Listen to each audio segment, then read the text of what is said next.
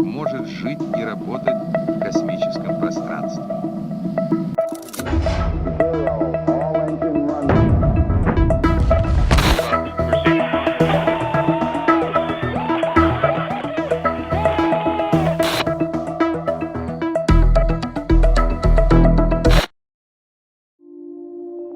Every space mission began with a question, with a curiosity about what lies beyond. The same curiosity that drives us into space inspires students to learn how to make the impossible possible. But what is the role of those who pursue education? Perhaps the most important thing that you do as a student is you develop the skill of asking questions that are interesting, that are explorable, and that you can either have or seek out the knowledge to answer. But even if it's not about exploring the unknown, if it's about exploring your own personal unknown, right, pushing that boundary, I think that can become a really fun process for you. It isn't just engineers that can push their boundaries, but regular students too. So what makes an engineering mindset different from other educational mindsets? I think that engineers have to both have the technical know-how, have their fundamentals in mathematics and physics and whatnot, but they also have to have experience taking problems that are messy and ill-defined and don't necessarily have clear, a clear path forward, or even a clear answer to the ethical or value question about how to solve the problem, and then be able to define that problem in a way, that benefits people. I think what's more important is that students early on develop the skill of being curious and enjoying the pursuit of knowledge, so that hopefully the time that they spend in their engineering curriculum is not just a slog, but the experience of learning itself can be fun. Not just for the exciting things that you'll do after college, but just the day-to-day mindset of how you approach learning while you're in school. Because that can either be really fun, or it can be pretty torturous, depending on how you approach it. Curiosity doesn't just build engineers, it builds thinkers. Those who see learning not as work, but as an adventure.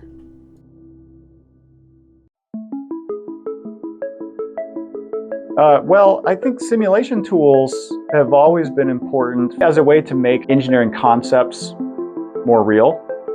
I think that you don't have to be an expert in the way that the simulation works itself, or the mathematics behind the simulation, to get something valuable out of the experience of using it.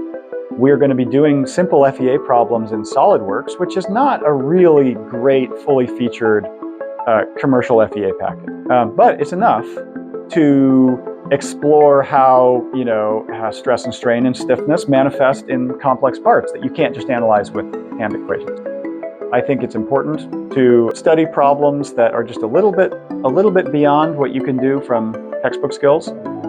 But I don't think you have to be an expert in the mathematics to get value out of it. When you use curiosity to power education, you can achieve literal new heights.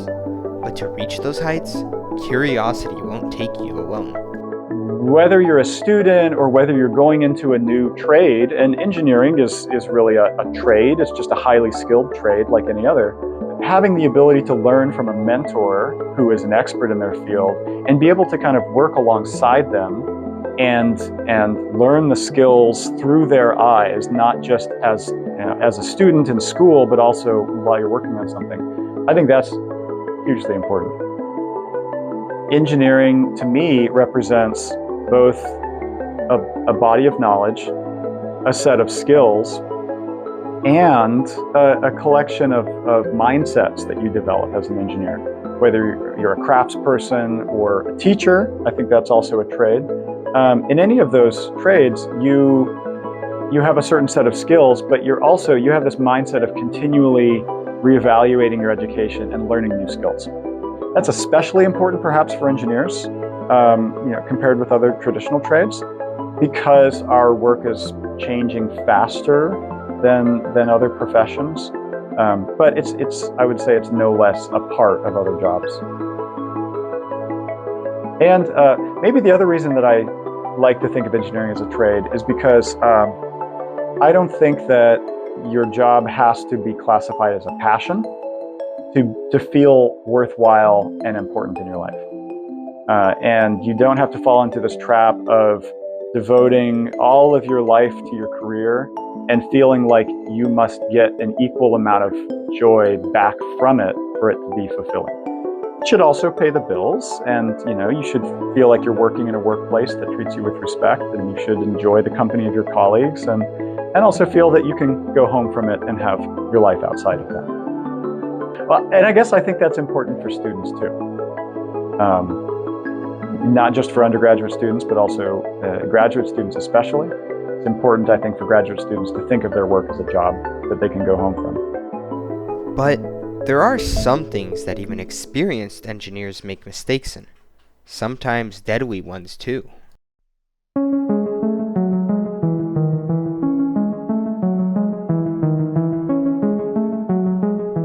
I mean, my perspective on the types of ethical dilemmas that you'll actually face as an engineer is that they tend to not be as clear or as cut and dried as the type of ethical problems that you read about in textbooks. Generally, you look at case studies of famous failures where people made decisions to cut corners or not do the full safety review, or they knew that something was unsafe but they were under pressure to change their minds or falsify reports. It's easy to look at those cases in hindsight and say, well, the engineer should have done this. And it's almost never going to be a clear choice between, well, I can either do the right thing or I can do the wrong thing. In real parts, in real engineering applications, there are cracks everywhere. Every aircraft you've ever flown on has cracks in it. And if you use a small enough or a sensitive enough microscope, you will find them. And so it's not just, do I report this problem? It's, I've identified a problem. How do I judge whether that problem actually poses a safety risk? And so that it doesn't just require like a moral compass to say this is the right thing to do. It requires the technical expertise to be able to classify cracks as dangerous or not dangerous, or to understand how they fit into the inspection plan for the aircraft. Learning the skill of ethical decision making is probably one of the most important skills that you'll learn as an engineer. Now, it's difficult to, I think, teach that in a direct way, right? You have to be confronted with ethical dilemmas and learn the skill of making a plan for addressing them. That's not something you can always do in a realistic way, because when you face real ethical dilemmas, you're going to be under external pressure. But if you do all of your ethical thinking in one class, I think you're missing the point a little bit. We need to be looking at those case studies in every class, because every ethical dilemma is somehow rooted in a real engineering problem. Engineering ethics is not just another assignment, it's a compass. And like any other piece of hardware, it must be calibrated every time we push the frontier forward. Engineering isn't just a career or a title. Engineering is the driving force of humanity's progress. As an engineer, you should make sure that what you do helps humanity. Engineers seem to have always enjoyed a little bit of a better public image than scientists. There's a stereotype in pop culture and in media of the evil mad scientist who is so consumed by their pursuit of knowledge that they're willing to sacrifice the good of humanity along the way. But maybe there is a stereotype of an engineer who will sell their skills to the highest bidder and not think too much about what they're doing and what impact it has on the world. So, yeah, in that sense, I think engineers have to be careful about what they're doing, that they are thinking about how their skills are making an impact versus just selling their skills to the highest bidder. Engineers have the image of being people who work in the interest of society. I hope we deserve that. Engineering education doesn't just build careers. It builds bridges to the future and carries humanity on its greatest journey yet.